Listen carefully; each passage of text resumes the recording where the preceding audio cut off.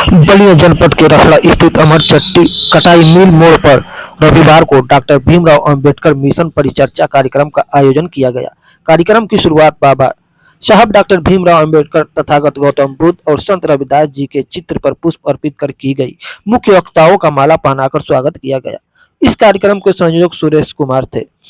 परिचर्चा का मुख्य उद्देश्य राष्ट्रीयकरण से निजीकरण, शिक्षा, स्वास्थ्य और सरकारी नौकरी पर विचार विमर्श करना था। वक्ताओं ने बहुजन महापुरुषों के संघर्षों और विचारों को याद करते हुए वर्तमान नीतियों पर अपनी राय रखी।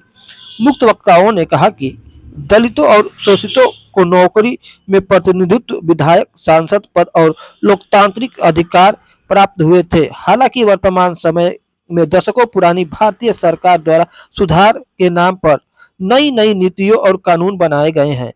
इनमें नई आर्थिक नीति, औद्योगिक नीति, शिक्षा नीति, श्रम संहिता, बिजली विभाग और कृषि कानून शामिल है।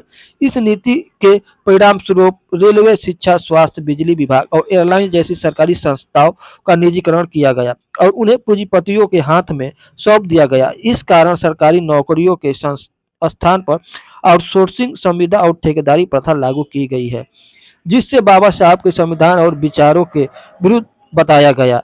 इस परिचर्चा कार्यक्रम के साथ साथ तारकेश्वर राव टंडन, सोनाली राव और करिश्मा भारती द्वारा सांस्कृतिक कार्यक्रम। मैं Surendra, ex army, 1 air defence. आज कैसा कार्यक्रम हो रहा है?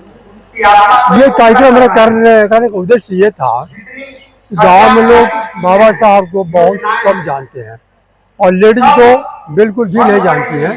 तो मेरा मकसद ये था कि हमारे क्षेत्र में लेडीज हो या जेंट्स जो नहीं जानते हैं वो बाबा साहब के बारे में जाने। मेरा उद्देश्य यही था कि जो लोग जो है बाबा साहब के बारे में जाने और जागरूक हो गए। कार्यक्रम को लेकर कहाँ कार्यक्रम को लेकर हम प्रचार भी किया हम लोग। मैं हूँ, प्रकाश भारती जी हैं, अपना अजय प्रधान जी भी हैं, आपका ये अमृत सिपाही जी हैं, छोटे लाल सिपाही जी हैं, नागपुर, मंदा, आपका कटना, ये रखे लोग प्रचार किए थे। क्या कहना चाहेंगे? मैं तो यही कहना चाहूँगा, लोग बाबा साहब के बारे में जाने और उनके बताए रास्ते पर चले। मेरा नाम प्रकाश भारती है। मैं छात्र संघ का पूर्व अध्यक्ष रहा हूँ, समाजवादी पार्टी का नेता हूँ, एक सामाजिक कार्यकर्ता हूँ। इस कार्यक्रम को लेकर मैं यही कहना चाहता हूँ अपनी माताएं और बहनों से कि घर गृहस्थी के अलावा बाबा साहब के बारे में भी आप लोग पढ़े और जाने। पूजा पाठ तो सब लोग करते हैं, लेकिन बाबा साहब ने कहा था कि हम मूर्तियों में नहीं मिलेंगे, हम किताबों में मिलेंगे। शिक्षा वह शेरनी का दूध है, जो पिएगा वही दहाड़ेगा, ये बाबा साहब का कहना है।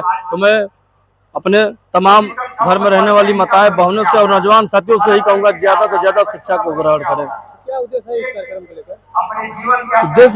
इस कार्यक्रम का उद्देश्य लेकर यही रहेगा, हम शिक्षा के प्रति अग्रसर हों।